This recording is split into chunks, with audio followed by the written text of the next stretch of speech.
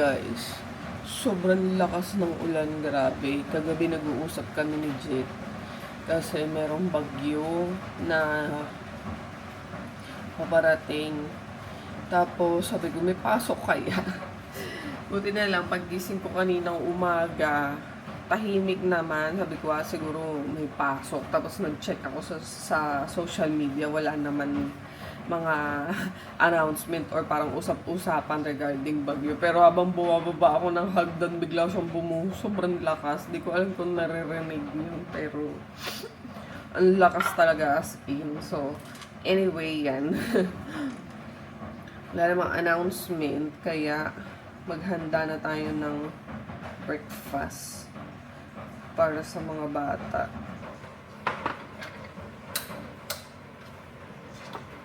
Ito tayo donuts. Donuts.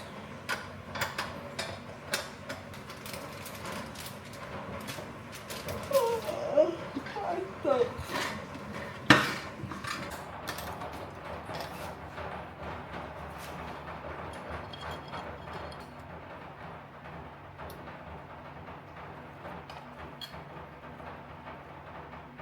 Okay, ayan na ang baon ng mga bata. Kay Sky Tocino siya kagulay. Siya may kanin siya. Ito yung snack niya. Tapos kay Cloudy, mashed potato, tsaka yung mixed veggies lang. And then, donuts. Baon ng ating mga kids. Nakakatawa talaga itong donuts. Oh. Ayan, nakapasok na ang mga bata sa school. Makakilos na din ako. So, usually ang ginagawa ko is naghuhugas na ako ng mga pinaggamitan ko to prepare their snacks and baon sa school at saka breakfast doon sa kusina. Tapos, yun, matutulog ulit ako for another 2 hours kasi wala naman akong magagawa in between 6 to 8 a.m. Diba? Kaya natutulog na lang ulit ako pag napapasarap or pag puyat ako that night. Natutulog ako kahit hanggang mga 10 a.m. pa. Tapos tsaka pa lang ulit ako kikilos. Unless na magluluto ako ng lunch. Pero pag most of the time naman, meron na akong luto na nakaabang sa kitchen. Ay, nakaabang sa ref. Natutulog talaga ako hanggang mga 9 to 10 a.m. ganyan. Pero but today, since meron tayong ganap, maghuhugas lang ako, tapos magpe-prepare na din ako dahil pupunta tayo sa school for mass. Dahil birthday ni Sister Janet, makikipag-celebrate tayo doon. Pero for now, yan, mag-breakfast muna tayo. Nakakatuwa guys, no, yung donut na na ginawa ko kanina. Super dali lang niyang gawin. Alam niyo kung ano yung ginamit ko na butter mix? Pancake mix lang siya na mabibili nyo sa mga grocery stores. Tapos yun, yung shaker ng butter mix, sobrang convenient din yung gamitin and very efficient. Sa Shopee ko lang din yun na-order. Tsaka ito yung maker. Ano to multi-maker siya. Pwede kang gumawa ng donuts. Yun, yung nakita nyo kanina. Tapos, napapalitan to yung mga pans. Kasi, siya, natatanggal siya, Meron siyang 3 klase na mga pans pwede nyong gamitin.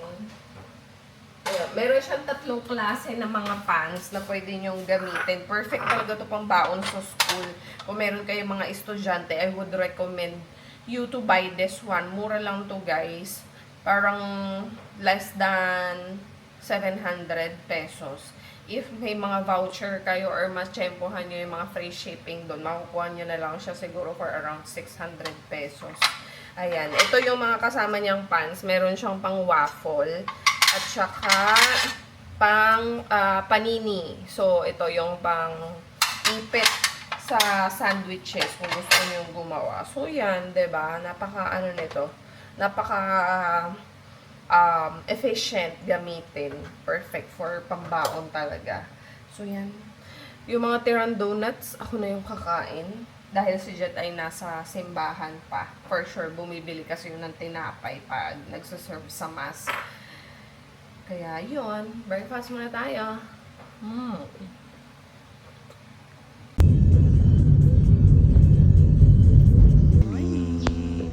Nasa tayo, May? Tayo guys. Sa CM community. Tapos, dahil birthday ni sister, so potluck daw ng mga food. Eh, last minute ko na naalala kagabi. Kaya, syempre, banana. Banana cake to the rescue. Ayan na ang ating birthday. Ito yung munting salo-salo. Hi, Sky! Ito yung munting salo-salo natin. So, my birthday.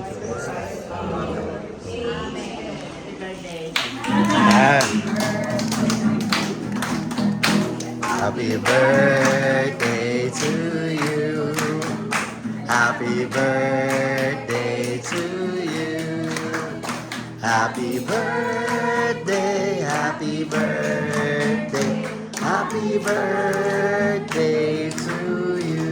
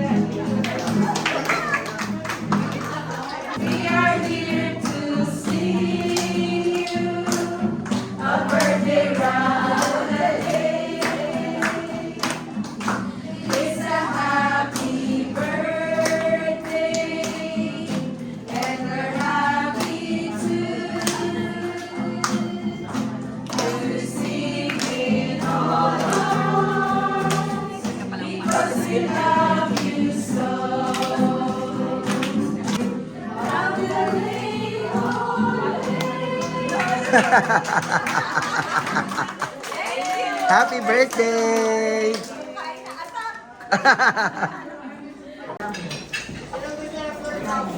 Happy birthday, sister! May gusto ko bang batiin? Basta sa lahat sa family ko, thank you. And to all birthday celebrator. Yes! Ayan. Wow. Kain. Diba? Naki-birthday na nakikain pa.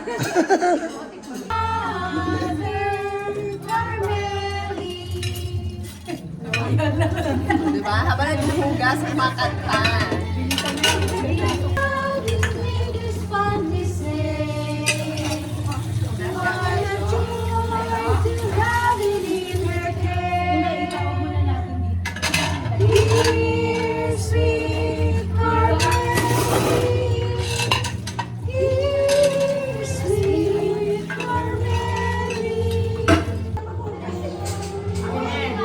Dami pa rin food.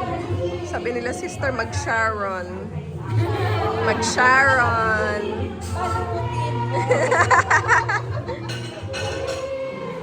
Ang sarap nito. Molo. Brown rice. Di ko alam kung naipakita sa inyo ni Jet kanina ang mga pagkain. Ito yung kinain ko kanina. Oh. Sarap.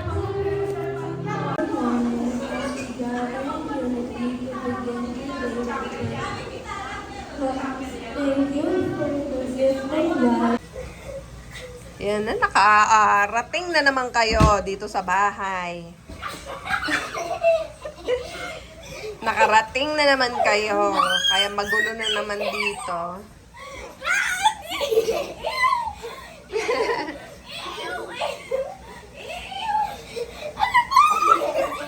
Halalagot kayo kay daddy. Gulong-gulo na yung bed.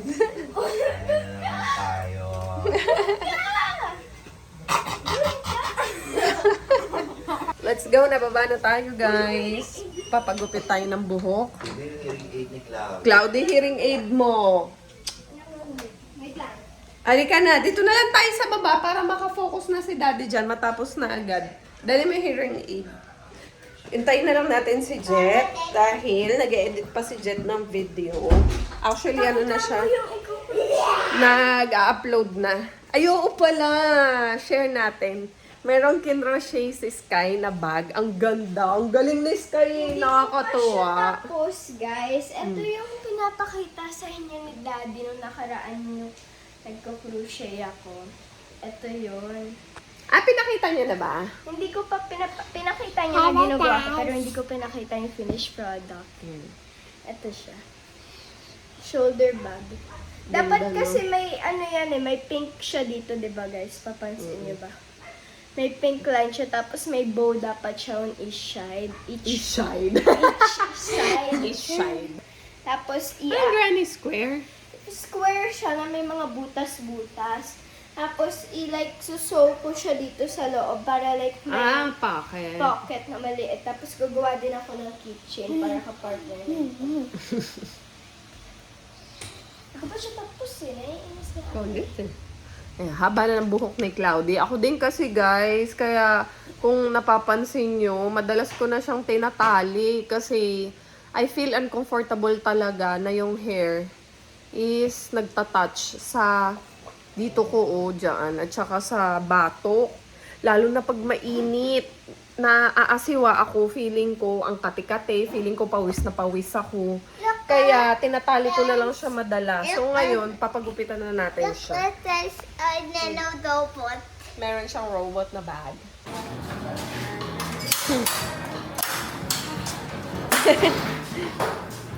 Ano?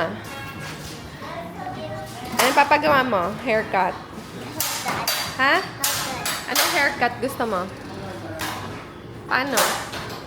Walang hair. Gusto mo wala ng hair? Dalawa kayo, pati si Papa. Ay, tanggalin muna natin yung hearing aid mo pala. Oo, pala.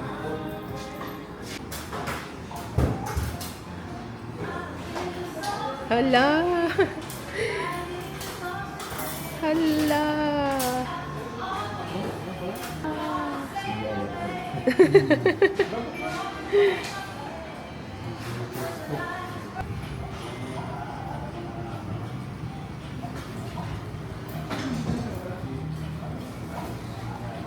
Iniwan muna namin yung mag-ama doon, guys. Kasi naghahanap kami na papagupitan ni Sky.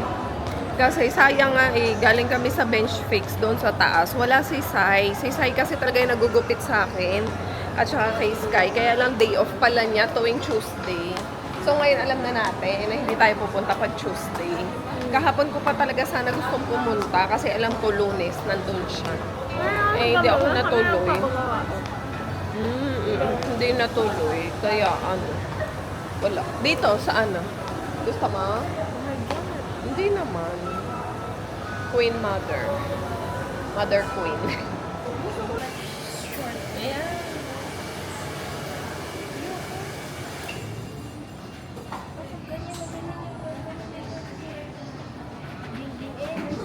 Pero much shorter.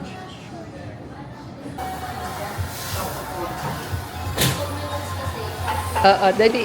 Check mo kung magugustuhan mo. Pero much shorter pa yung Gusto mo shorter pa? Shorter version yan. Pero ganyan-ganyan. Oo, di ba? Galing no, guys. Nag-upload lang ako ng picture ni Sky. Tapos, pinramp ko na bigyan niya ng suggested haircut. Tapos, ito yung lumabas. Galing, ano? Sandali. Creating pa. Oh. Creating pa siya. Mabilis lang to. Saglit lang. Oh. Girl, wag na. Di talaga. Ay, pakita natin yung ano ni Sky. Hala, naburang na. Teka, asan na yun? Ito po. Butterfly cut. Na ano. Sabihin mo lang kay kuya kung hanggang saan mo gusto yung dulo. Parang ano, sa kilikilay, ka-layer. Mas okay na yan sa dyan kasi itwasin niya pa. Kapag mataang. Oh, ayun.